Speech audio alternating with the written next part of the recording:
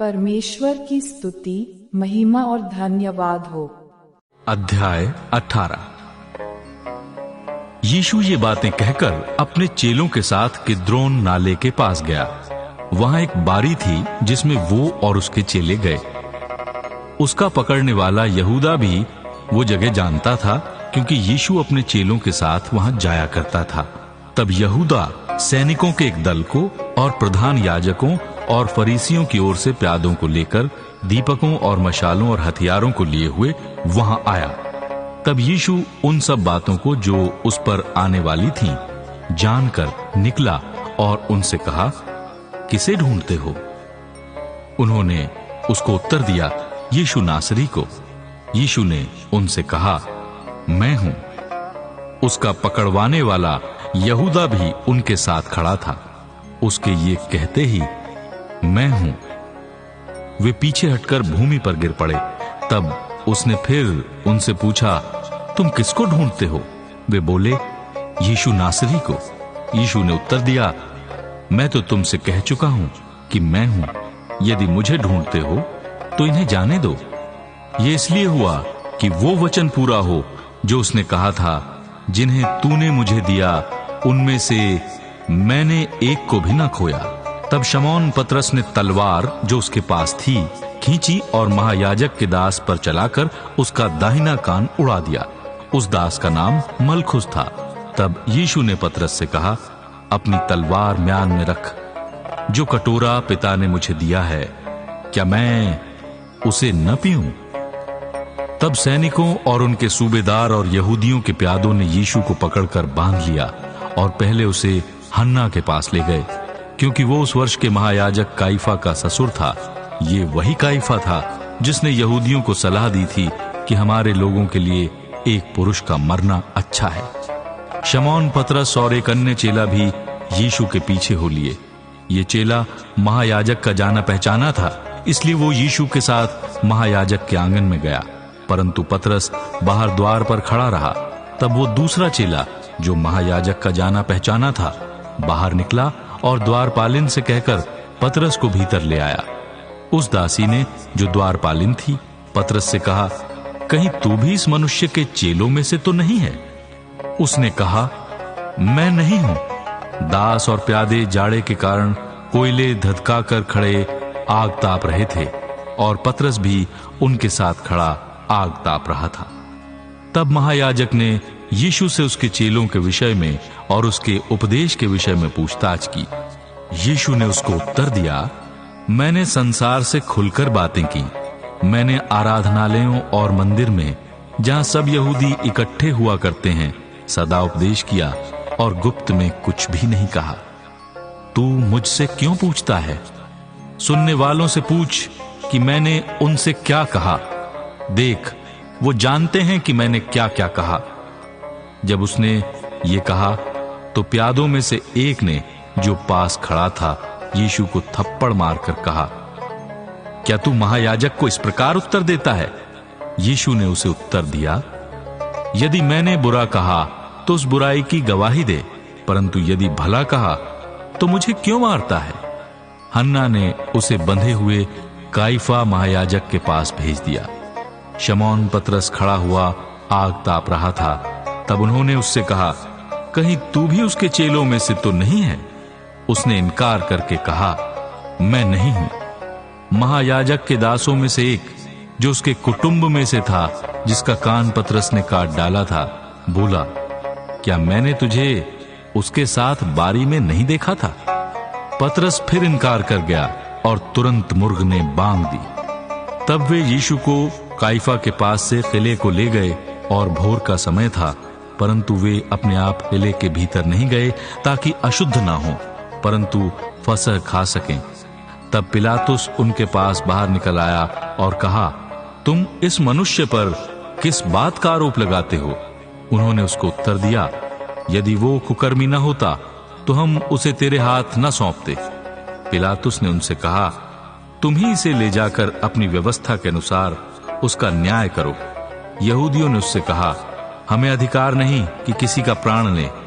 ये इसलिए हुआ कि यीशु की वो बात पूरी हो जो उसने ये संकेत करते हुए कही थी कि उसकी मृत्यु कैसी होगी। तब पिलातुस फिर किले के भीतर गया और यीशु को बुलाकर उससे पूछा, क्या तू यहूदियों का राजा है? यीशु ने उत्तर दिया, क्या तू ये बात अपनी ओर से कहता है या दूसरों ने मेरे विषय में तुझसे ये कहा है? पिलातुस ने उत्तर दिया, क्या मैं यहूदी हूं? तेरी ही जाति और प्रधान याजकों ने तुझे मेरे हाथ सौंपा है। तूने क्या किया है? यीशु ने उत्तर दिया, मेरा राज्य संसार का नहीं। यदि मेरा राज्य इस संसार का होता तो मेरे सेवक लड़ते कि मैं यहूदियों के हाथ सौंपा न जाता, परंतु मेरा राज्य यहां का नहीं। पिलातुस ने उससे कहा, तो क्या तू राजा है? यीशु ने उत्तर दिया, तू कहता है कि मैं राजा हूं। मैंने इसलिए जन्म लिया और इसलिए संसार में आया कि सत्य की गवाही दूं। जो कोई सत्य का है वो मेरा शब्द सुनता है। पिलातुस ने उससे कहा, सत्य क्या है? ये कहकर वो फिर यहूदियों के पास निकल गया और उनसे कहा, मैं तो उसमें कुछ दोष नहीं पाता, पर तुम्हारी ये रीति है कि मैं फसह में तुम्हारे लिए एक व्यक्ति को छोड़ दूं। अतः क्या तुम चाहते हो कि मैं तुम्हारे लिए यहूदियों के राजा को छोड़ दूं? तब उन्होंने फिर चिल्लाकर कहा, इसे नहीं, परंतु हमारे लिए बरअब्बा को छोड़ दे। और बरअब्बा डाकू था। अध्याय 19। इस पर पिलातुस ने यीशु को कोड़े लगवाए।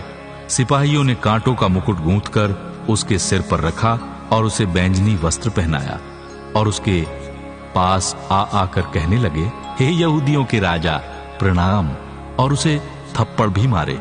तब पिलातुस ने फिर बाहर निकलकर लोगों से कहा, देखो, मैं उसे तुम्हारे पास फिर बाहर लाता हूं ताकि तुम जानो कि मैं उसमें कुछ भी दोष नहीं पाता।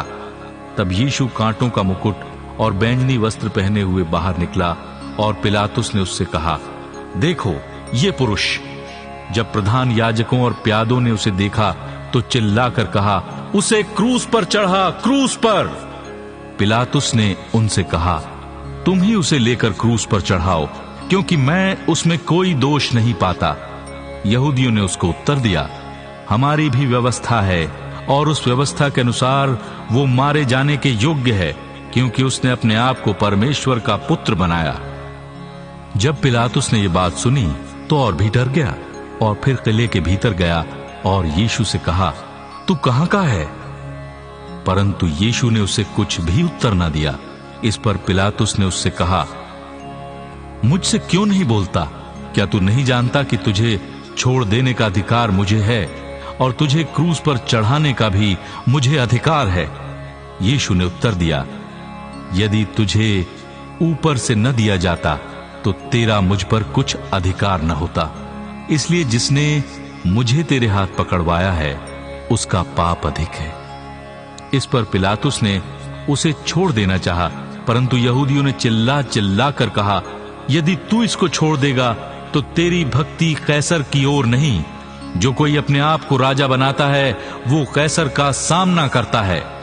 ये बातें सुनकर पिलातुस यीशु को बाहर लाया और उस जगह एक चबूतरा था जो इब्रानी में गब्बता कहलाता है, और वहां न्याय आसन पर बैठा।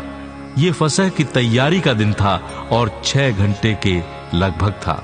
तब उसने यहूदियों से कहा, देखो तुम्हारा राजा। परंतु वे चिल्लाए, ले जा, उसे क्रूस पर चढ़ा। पिलातुस ने उनसे कहा, क्या मैं तुम्हारे राजा को क्रूस पर चढ़ाऊं? प्रधान याजकों ने उत्तर दिया, कैसर को छोड़ हमारा कोई और राजा नहीं।